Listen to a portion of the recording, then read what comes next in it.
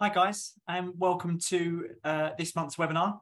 We're going to be running through everything to do with the main fears that successful investors have. Now, we know that many people have the same fears. So what we have is time and time again, we have the same repetitive issues come up with clients when they talk about concerns with their inflation rates, concerns with is there going to be a crash right the way through. So without further ado, let's tuck into exactly what we're going to do in this month. And of course, if you're watching this back on YouTube, if you hit that subscribe button, if you hit that share button, and you hit that like button, you're going to get every single update that we offer right the way through. So let's head in. So the main points that we're going to cover today, you can see here that you've got the latest market prices, the latest rates, inflation predictions, property management, the process, company versus personal name. So let's head into what the latest rates are. Now, this is going to be the latest market prices. Sorry, this is the biggest concern people have is before they start to inject a lot of their money. Let's be realistic. A property purchase is probably the biggest thing that you're going to do from a residential perspective. But even when you do it from a second home, and even when you do it as a buy-to-let, it's still pretty chunky. So what we're going to have to make sure is that the latest market prices aren't going to dip too dramatically, or if at all, so then you're not paying over the odds at the start. So look, the latest market prices, you've got here that the property market as at the end of July 2022 is currently at 8.3% year on year. Now, this means that first-time buyers with a combination of an increased mortgage and rates, they need an extra £12,000. Now, let's think about that before we sort of go any further. Do you realistically think that they can just walk into their office and say, right, I need an extra £12,000? Well, the chances are no, they can't. So what we're seeing here is people taking alternative measures. People might be borrowing from the bank of mum or dad, for example, but a lot of people are renting for longer. However, the key fact here is that we are still seeing an 8.3% increase. Which is absolutely fantastic. So year on year, we're seeing things increase time and time again, despite the majority of predictions coming in at the start of this year. A lot of people and a lot of not only investors, but a lot of banks and a lot of estate agents were actually saying they think it's going to be pretty flat, and that's not been the case. The actual annual rate, as I said, to the end of July 2022 is 8.3%. The housing market is predicted to actually keep rising despite inflation and increased cost of living. Now, there are a multitude of factors around this. We always say there are three main issues and three main concerns when the market's going to fall. The first is rates. If rates get beyond the point where clients can actually afford to pay, and we're going to come on to rates after. The second is taxation. And the third is legislation. Well, the reality is legislation hasn't changed. Taxation is still the same. And of course, there's also the added thing about liquidity, but banks are making more money than ever. So the reality is liquidity isn't a problem. The only variable that has changed is rates. And again, as I said, we're going to cover that later. But the housing market, as I say, it is predicted to keep rising. It's predicted to keep pushing up. Okay, we're not going to see the 10 to 12% growth we saw last year. It looks like we're probably going to have another sort of anywhere between 7 to 10% this year. So I don't think going into 2023, we are going to have that. However, we are expected to see a constant push. I predict 2023 anywhere between 3 to 5%. And again, a lot of that is going to do with investors pushing prices up due to a lack of supply and, of course, increased amount of rental. Now, the average UK house price, look at this for a stat, £292,000 in July 2022, 39,000 higher than it was this time last year. So if you bought a house for the average price this time last year, you'd have made £40,000 extra just on the growth alone.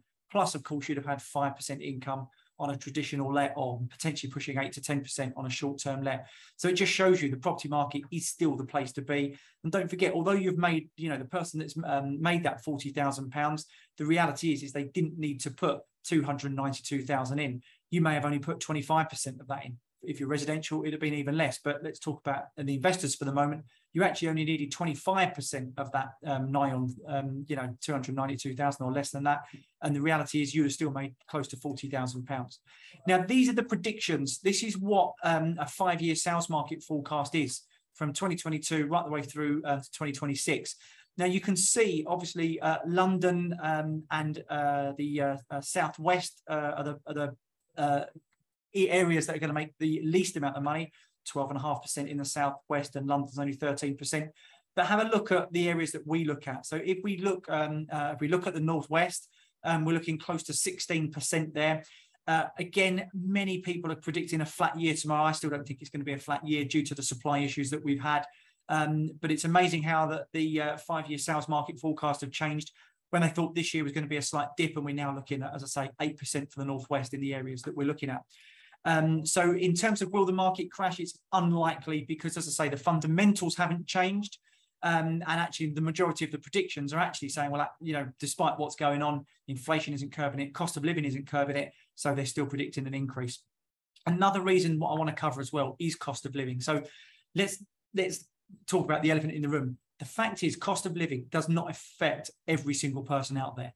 It's affecting a certain type of individual. It's affecting someone who was typically maybe not be able to afford a house in the first place. Maybe they are renters of a certain type of property, 2-3 bed terrace houses on the outskirts, the cheaper type of property. That's what the cost of living is going to affect.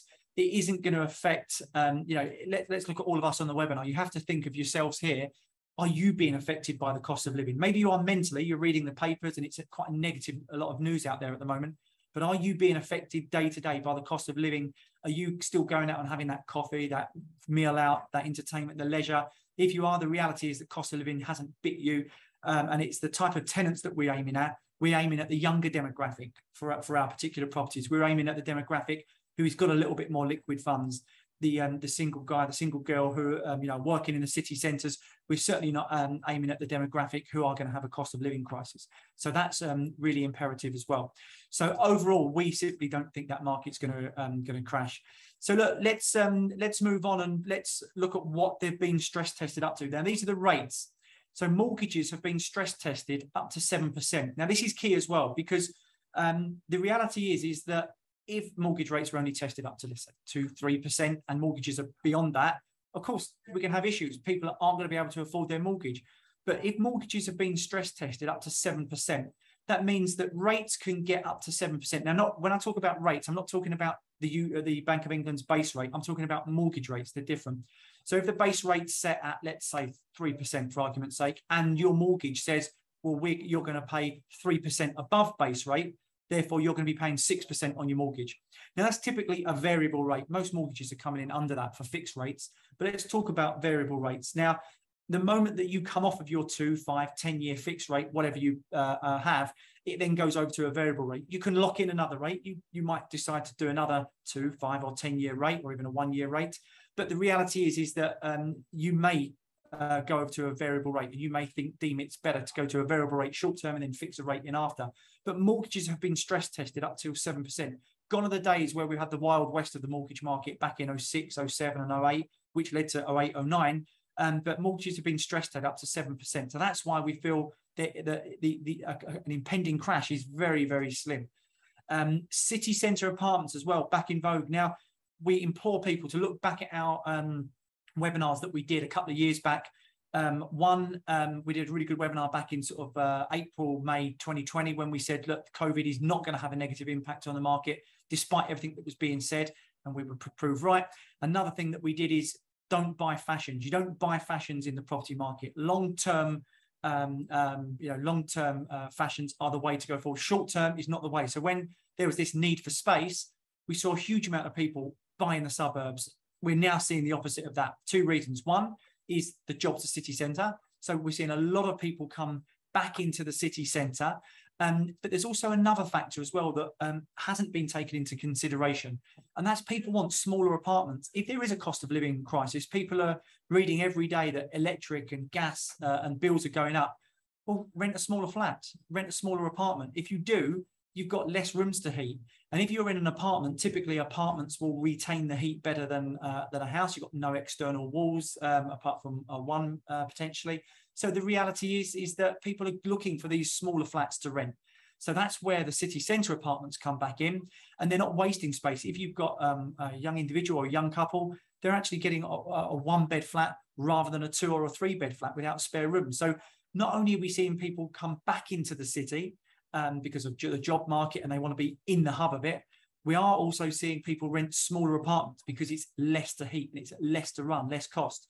And also they're not there the majority of the time. The majority of the demographic that we aim at, they're simply not there. They're at work during the day and they're there weekends. And what we are noticing is a lot of workers go back into the city because if you've got a cost of living crisis and you're working from home, well, you've got to heat your home all day. Whereas if you're at work all day, you can use your employer's heat and your employer's telephone and your employer's bills. So that's the reality behind it. We're seeing more and more people come back to the city. Therefore, more and more people rent in the city centres. And that's the reality. And that's where we're seeing the price increases and the rent increases. Now, in terms of the supply as well, this is key because for years, we've had a huge amount of supply and that's, really dwindled during COVID. And what we're actually now seeing is supply being restricted, not just by obviously the issues that we had during COVID, but also the cost of materials and the lack of planning that's going through. This is really restricted. They're so behind because a lot of council workers are working from home.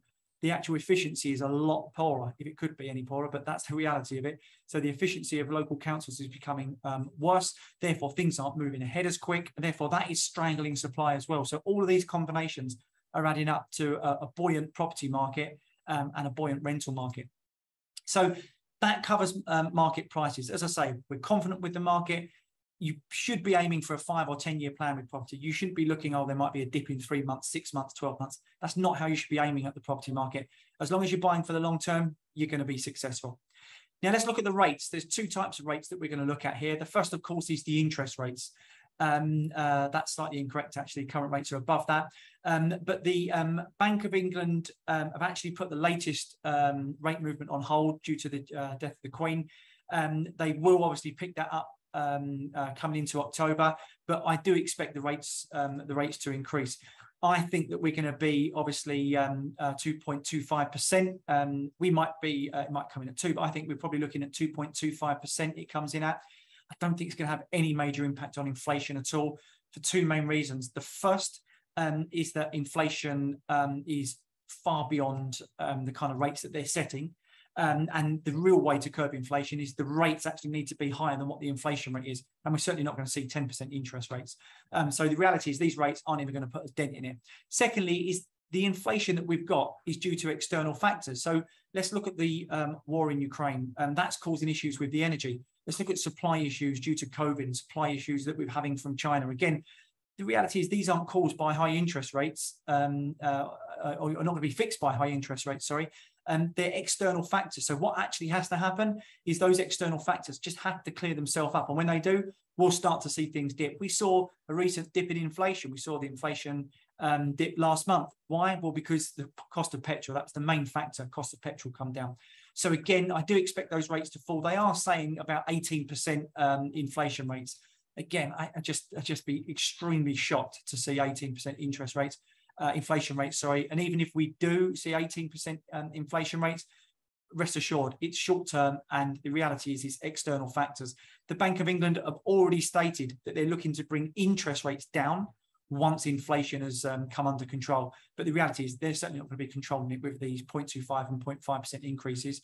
What we will see, though, is we will see an increase because they need to be deemed to be seen to be doing something that will impact mortgage rates. And of course, who's it going to impact the most? Well, first-time buyers. So first-time buyers rent more. Therefore, it's great for investors. We're in this cycle at the moment where the harder it is for first-time buyers to get on the market, as unfortunate it is for first-time buyers, it's an advantage for investors. So that's the reality of it. Then the other type of rate is exchange rates. For those of you who are listening and those of you who are watching this from overseas, such a good time to be buying UK property at the moment. For those of you that, you had a dollar rate back in, when we're looking here, we're probably looking at July. If you actually head back to January time, you're saving roughly $30,000 to $40,000 on a property that was the same price. And so you're looking at historic lows. So for you to go from your dollar rate into pounds, or your euro rate into pounds, or Australian dollar, or AED as well, so your dirham into pounds, such a good time for you guys to be buying property, to the point where a lot of my clients now, what they're doing is, even if their property isn't completed yet, they're putting it into pounds anyway. They're transferring the money into pounds. because the reality is it's probably not going to stay at this rate for too long. So a lot of clients, overseas clients, they've actually got the added benefit of not only making growth in their property and income on their property, but actually growth with the rates as well. So it's a fantastic time to get your money out of overseas currency into pounds.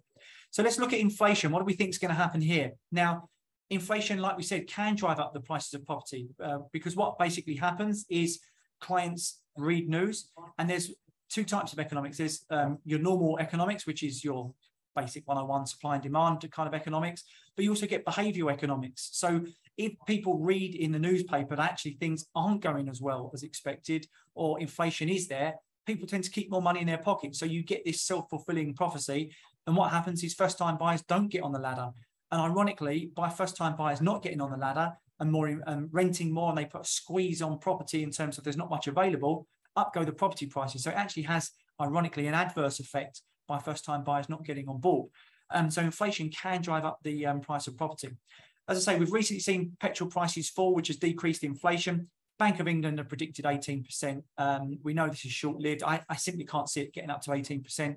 Never say never, of course, but I just can't see it getting there. And of course, the fact that we've got this energy price cap, which we hope is going to help families. Over the next few weeks, we expect to see some tax easing as well in certain tax brackets here in the UK. So there should be some advantages to be had for UK citizens in regards to that. It means more money in their pocket. Again, ironically, that could even drive up inflation a little bit more. But we do expect the short-term pressures of inflation to ease up over the coming months. Now, many investors, we're seeing it. We've seen stock market dips. A lot of we've had more inquiries in August and September than we've had in any period, any 2-month period throughout the last decade of doing this with Flambard Williams. So the reality is we know people are getting into property. We know investors are out there. And how's it affecting rentals? Well, there is an increased demand for rental properties. And when I say across the board, our rental properties, so we are looking city centres, we always advise that. But typically, if you're a 2-3 bed terrace house, there may be a slight dip there as people aren't looking to get a bigger house. But we are seeing 12.3 annual change for rents as inflation rises. That's huge. That means that whatever rent you were getting last year, you can actually put it up by 12.3%. Now, I know with the guys in the office here, they pay extortionate rent in London. They pay sort of anywhere between 2,200 to 2,400 to a 1-bed apartment, which is a lot. Now, the reality is they've just been given a renewal fee for another year. It's gone up to over £3,000 a month just to rent a 1-bed apartment behind me here. So the reality is that we know rents are going up. One of them carried on rent, one of them handed in their notice, and within a day they had 4 viewings and it got snapped up. So we know that people are paying this higher rental market. So the reality is for those people that have invested already, it's a boom time for your rentals. They're all going up. So when renewal comes, we will be putting those up. And of course, for those of you that have not invested yet, rest assured that the 4.5% to 5% rental income that we were getting, we think we can actually get a little bit more than that now. So on top of that, we've got inflation pushing up the cost of energy, as you know. Again, more demand for 1 or 2 bed flats, city centre, smaller properties, less to heat, more efficient. That's what they're looking for. And of course, there's never a perfect time to buy. Now, this is key as well. Do I wait or do I buy now? Now, you know, we can't guarantee to say if you buy today, it's going to be far better than buying in 3 months or 6 months. Some people said, is there going to be a dip? We can only predict. We can only say we don't think there will be. But of course, never say never. But what we can say is, do we think there's going to be a 10% dip, 15% dip? Certainly not. So the reality is that even if you didn't buy now, let's say you waited 3 months. We had a client the other day say, I'm going to wait 3 months, see what happens. The reality is, what's that going to do? What are you going to do by waiting 3 months? Well, you're going to be losing out on some income. That's the reality. 3 months' time, nothing changes. What do? Do you wait another 3 months and another 3 months? And let's say the property price in a year does dip by 5%. Well, you could have been getting that in income anyway. So the reality is, I always say the same thing. It doesn't matter whether you're investing in the stock market or the property market. If you think it's good long term, just invest. You're never going to predict the highs and predict the lows. You're just going to be waiting. So should you buy now, regardless of whether you invest in property or not? Yeah, there's always a good time to invest as long as you are investing for the longer term. So when house prices are increasing, as we say, many believe the best thing to do is wait. People did this during Brexit. So let's go back to 2016. History repeats itself. People waited Brexit. They thought the market was going to fall. Then it didn't. And they said, well, it's got to fall eventually, so I'll keep waiting. 2020 come along, COVID, perfect. They thought it was going to fall then. Now's the time to go in. And it didn't. And then, of course, 2022, and we're still here talking when they could have got an average price of around about 220, and we're now looking at 290. Now they can't afford it. The reality is their second home dream has gone. They are simply outpriced of the market. So the reality is if you've got the money now and the affordability is there, then it's probably advisable to jump in. Waiting again means that inflation is eroding your funds. Most people put the money in a bank account and they start spending it. They think, oh, they'll top it up. But inflation keeps eroding and your savings are actually dwindling. So most people who have got maybe 50, 60, 100 grand deposit, whatever it may be, by the time they go and get it out in a year's time, it's gone down by 5, 10% in real terms. So the reality is then you're going to get outpriced of the market anyway. And of course, property prices, they might not go down. We don't think they will. We think that even if they are a little bit static, the reality is they're still going to be increasing slightly. So even if they do, you're going to miss out on your potential income. We've got a lot of clients at the moment doing short-term lets who are getting over 10% in their short-term lets. We've got a client who's just bought £160,000 one bed. He's letting his for over 25,000 a year. So he's making phenomenal gains at the moment. Again, just shows you that even if they dip, the reality is he can make that back in 6 months in terms of what he's letting for. So that's our inflation predictions, guys. Now, other things where people get slightly concerned is that's obviously current news, which we've run through. But let's look into other things that happen, especially overseas clients. This is tough for an overseas client. It's tough for people to know about the property management, the process. Do I put it in a company or a personal name? These are regular questions that we have. So let's look at how we manage the property. So we've got a great lettings team here. It's headed up by Angeline, and she has a team under her from a team in Manchester, team in Liverpool, short-term lets. We have cleaning companies, we have management companies, maintenance companies who across the board will take care of your property. And we fully manage it from start to finish. We ensure that the moment it leaves the solicitors onto the completion and you get the keys, we can pick up the keys and we are there from start to finish for you. We charge 8% plus VAT on a traditional let, and we charge 16% plus VAT on a short-term let. Now, 16% plus VAT, we used to do it for less, but with the kind of software and what we do at the moment, it costs us a lot of money to run this particular operation. So let me tell you a little bit about the traditional let first. With a traditional let, very straightforward. We advertise, we get a tenant in, we do the viewings for you, and the tenant, once they agree a price and you agree the price with them, typically it's the asking price, we then vet that particular tenant. We have an external team, an external piece of software and a company who do all the vetting for us, and they either respond yes, you can let to them, or no, there's a few issues. If there's a few issues, we discuss them with you. If no, we can just proceed, and then you sign a contract, tenant signs a contract, and we're good to go. And that's it. That's typically either 6 months or a year, and then we then rediscuss the renewal rate in 12 months' time. With a short-term let, it's slightly different. So what we simply do is there's a lot of stuff that goes into the short-term let. Of course, there's extra furniture that you need. There's things like the TVs, the pots, the pans, the cutlery, the knives and forks, and everything like that. But importantly as well, we get some high-grade, high-professional photos done, because when it's on Airbnb and Booking.com, we want to make sure you've got the best audience possible. And then we have what's called a PMS system, a property management system. And we have a lot of algorithms that are plug into that, for example, from other pieces of software that cost a lot of money. And that's why we charge 16% rather than the 8%. Now, we know our competitors are charging up to 25% plus VAT. We want to keep it as competitive as possible, hence why we charge 16%. But all these other pieces of software add, for example, we have cleaning companies that plug into this software. We have pricing companies that plug in. So, for example, let's say you're in Manchester and there's an event that's announced in Manchester, automatically the price of your property increases because they know that there's an event, it increases, so we can maximize your profit on it. And as I say, we've got clients now who are making 25,000 gross income on £160,000 property. So we know we can do this from start to finish on both a traditional and a short-term let. So in terms of what else we do the interiors, we do the furnishings, fixtures, fittings, blinds. As I say, we do the professional photography, we advertise and we let out all your properties. And also we do regular inspections. You know, is anyone damaged the property after every Airbnb let? Typically they don't. A lot of people think that they will, but what do you do when you go away for a city break? The reality is you go in, you throw your bag down and you leave the hotel. That's typically what most of us do. So the reality is wherever you go, you know, whether it's UK, whether it's overseas, Spain, It doesn't matter. You're in, you throw your bag down and you're off. So in terms of what we do on a traditional tenancy, a 12-month tenancy, is we do regular inventories. Every 3 months, we'll do an inspection. Every 6 months, we'll go in and do a regular inventory as well. So the property management, that's us taking care of it for you. Then it comes down to the process. So a lot of clients ask us, well, what's the process? The first thing here before anything, and we get slightly disappointed is probably the wrong word, concerned is more the word. A client comes into us and says, send me what you've got.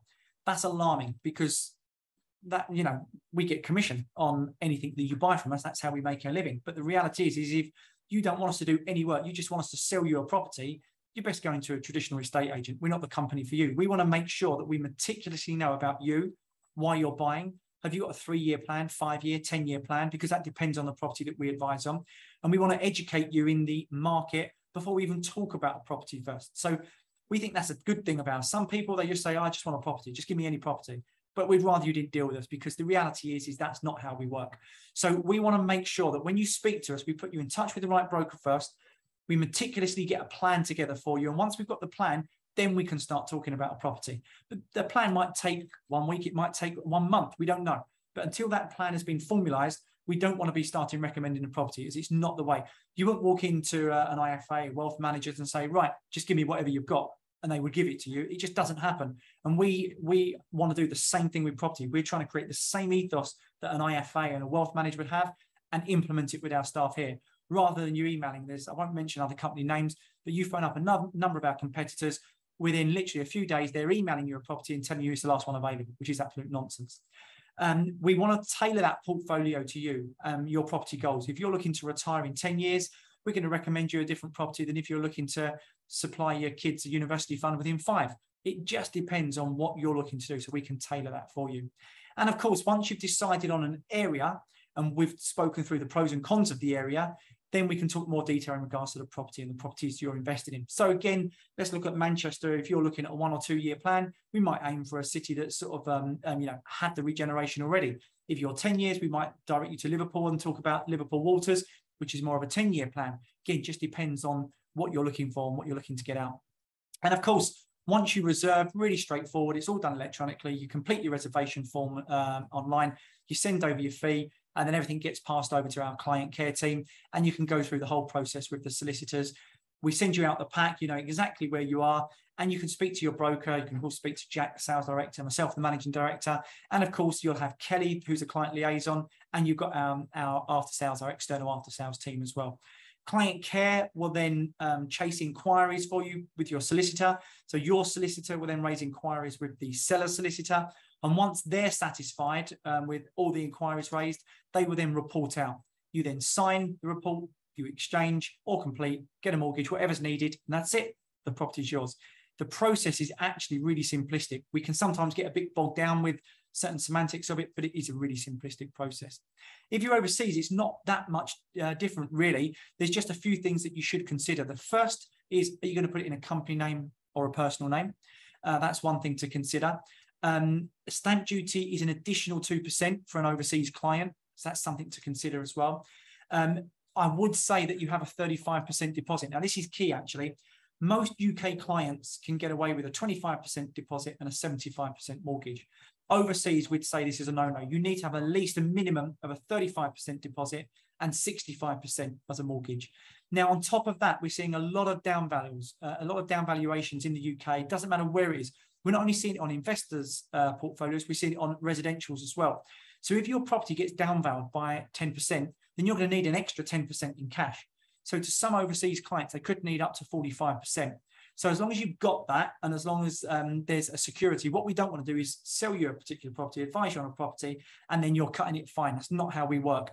Other companies will tell you everything's going to be fine. We'd rather make sure everything's fine first, and then we can start to proceed towards reservation. So importantly, 25% minimum for UK clients, 35% for overseas clients. But just bear in mind that we are seeing down valuations as banks look to protect their books of up to sort of 5–10%. So that's something definitely to bear in mind. Now, moving on to what else we would say for an overseas client is everything else is exactly the same. So everything else is straightforward. We do have many people say, can they buy UK property? Of course you can. We're an open market here, so no problem at all. Last but not least, guys, I realise I've been doing a lot of talking, so I'm going to get you guys to ask some questions in a minute. So you should have question and answers at the top, or a chat, or however you want to do this, we can answer that. But the last thing is, do you put it in a company name or a personal name? Now, this depends on you. Legally, I have to say you've got to go to your accountant to sort this out. This is something that, although we can set up companies, it's down to your accountant and you to discuss the pros and the cons. But just to give you a few basic things. Does depend on whether you're cash or mortgage. If you're cash, it could be advantageous putting it into a company name. If you're mortgage, the chances are you're going to be paying a little bit more for that buy-to-let mortgage rate. But again, it depends on your tax benefits and how you weigh it up. In terms of your short versus your long-term goals. Sorry, guys, let's get rid of that. Go back to the screen. In terms of your short versus long-term goals here, what are you looking to do? What are you looking to do? Are you looking to just get as much money out and sell? Are you looking to do this 5-year or 10-year plan? So again, depending on what your goals are, depends on whether you should potentially set it up in a personal name or a company name. And again, is it one property you're going to do or multiple? If you're going to do multiple, the traditional advice is, set one company up for each property. If you set it up into a company as well, a big advantage that people don't really look into is when you go to sell it, if you sell it in a company name, the big advantage is that the next buyer will pay transfer tax rather than stamp duty. So there's advantages to sell it. So that's why you probably want to set up one per company rather than multiple, because if you have multiple, then you've got to remove that property from the company and then go and sell it. So it's probably better to have one property per company. And again, are you going to do it short-term and traditional let? Because traditional let, you don't get any of the benefits that you used to have anymore. You don't get the mortgage interest rate relief. You don't get wear and tear on your property. But if you put it in a company, you do.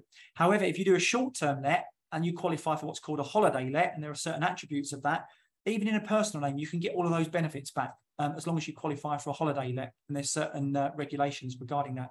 So there's a lot of things to think about as well as are you a lower rate taxpayer or are you a higher rate taxpayer? Again, that depends on that you're going to set up in a mortgage in a company or a personal name.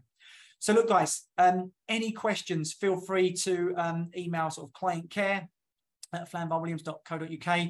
Any sort of questions that I can answer will be posted to me. Of course, you've got our phone number here, 0207 183 0646. Any questions at all, let us know. Now we're going to be really handing over to you guys. So if there are any questions that you've got or anything you want answering, just let us know. So let's have a look at the questions that we've got so far. Where can I find this presentation? It will be uploaded onto YouTube within 24 hours. So by tomorrow, yeah, it'll be uploaded. Next question is the same. Is it going to be recorded? Yes, again on YouTube. How easy is it for an overseas client to get a mortgage? It's a tough one to answer. Your best bet is always to speak to a mortgage broker first. When I say it's easy, it's as straightforward as anyone. It's as straightforward as an overseas client to get a mortgage as it is a UK client, as long as you've got the right documentation. That's key. If you don't have the right documentation, then you're going to struggle just as much as anyone. We have UK clients here who can't prove their income. Again, forget it. You're not going to get a mortgage. Ironically, sometimes if you're overseas, it might be a slight bit easier because actually you're going to put down a higher deposit. So if banks are saying, well, you put down a 35 or even a 45% deposit, well, banks are going to think, well, actually, they're not going to renege on the mortgage because they put down such a big deposit. Just think that this is what banks look for. Are you going to hand back the keys? That's their biggest concern. Are you going to renege on the mortgage, not pay your mortgage, hand back the keys, and then they're left with a property? They don't want your property. They want your interest. So the reality is that that's the biggest concern. As long as you can allay any fears by proving documentation to them, then you've got just as much chance of getting a mortgage from an overseas client as you have with a UK client. Do you sell holiday lets that enable them to get capital allowance? Yeah, they don't have to be holiday lets in the traditional sense of the word. So let's go through this a bit. So a holiday let can be a city centre apartment. So a city centre apartment, and you're using it as a holiday let. And the three main points of that is it's got to be available for over 210 days of the year, actually let out for over 105 days of the year, and not consecutively for more than 30 days of the year. And if you then apply for your holiday let license and you get granted that, you can then do what's called a capital allowance write down. So we have companies that do that we team up with. They go in, They value a certain amount of products and whatever it may be, wiring and cost of your company. And what you can actually do is get sometimes as much as 25% back in terms of a tax potential rebate. So for example, let's say you bought a £200,000 property and they value your capital write down as £50,000, then you get a certificate from HMRC to say, well, you've got a tax-free amount up to £50,000, for example. So yeah, we do. So we do sell lets that enable them to do that. And we have a company that we can join with as well. We've got a few that are available now. So yeah, if that's something of interest, just let us know.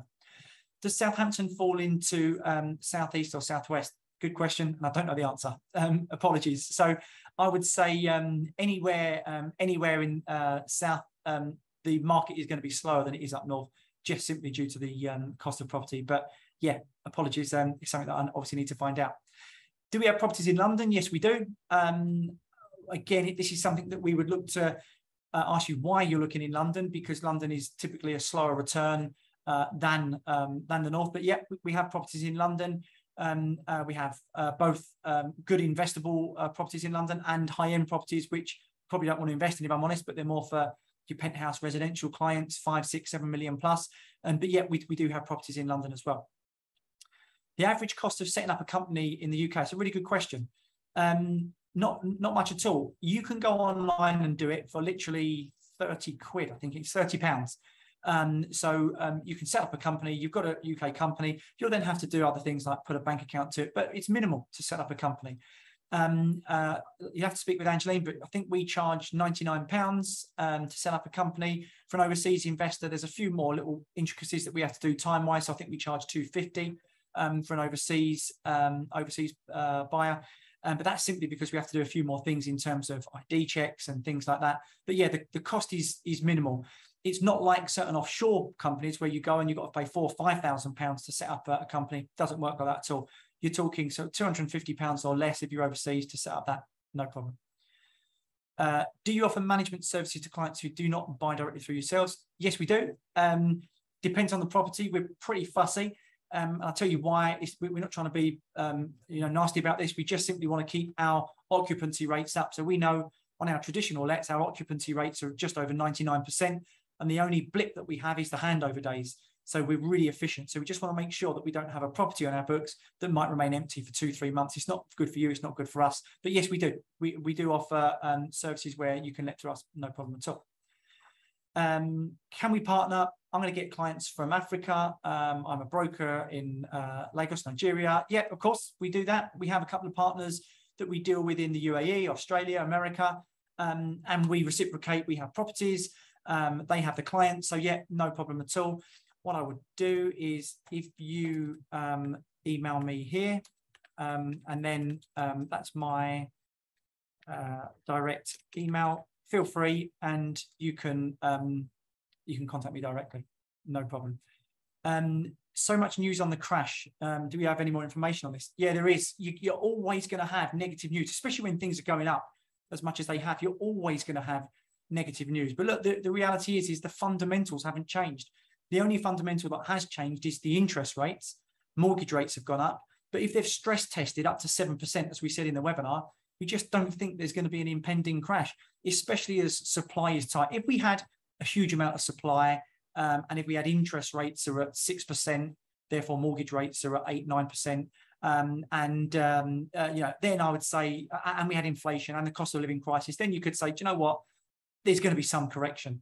But the fact that we only have, we have such a restriction on supply, and the rates aren't that high, and the fact that inflation is caused by external influences, I just don't see there being a crash. But if you want to speak to me directly on that, again, I will, let me send you a phone number here, and feel free to give me a call and we can have a deeper chat about that, no problem. If you set up a company and buy 4 properties, then sell the company, will the transfer tax apply rather than the stamp duty? So the 4 companies is key. You've got something here which is called you become a professional landlord. What I'll do is if you email me your email address, I'll go into more details on that. I'll tell you what I'll do. Let me send this to everyone. So you've all got my email address just in case you want anything direct. do you have any real case studies you can share to demonstrate net returns on short-term net? We do. We've actually got an external marketing team. That's one thing they said that we lack, if I'm honest with you, because we know it makes money because we've got it on our systems. But they said, well, you need to show clients. So they're putting something together for us. We can demonstrate exactly what our clients are getting, exactly how they're letting. So, yeah, it's a really good question. We hope 2 to 3 weeks that will be ready for us. And we can send out some actual case studies of clients when they bought, what they bought for. And, yeah, we'll have that for you. No problem at all. If I buy a house in the UK and then sell it down the line, can I repatriate funds back to my country? Yeah, of course. You will obviously have to pay the UK tax rates that you owe. So you'll have to pay any UK tax that's owed. But of course, there's no restriction on getting money in and out of the country, currencies or anything like that. There's no currency restriction like we see in a number of countries around the world. So yeah, no problem at all. I think, guys, that is it. Great. Well, look, anyone that, just make sure that we've got, it was all questions and answers, by the way, guys. Yeah, that is it. Great. Well, look, anyone that wants anything else from me, just give me a shout. Feel free to email me on that email address below. And as I say, if you're watching this on YouTube now, hit the subscribe button, hit the like button, and you'll be regularly updated on our events and what we've got. You take care. Have a lovely rest of the week and a good month. Take care.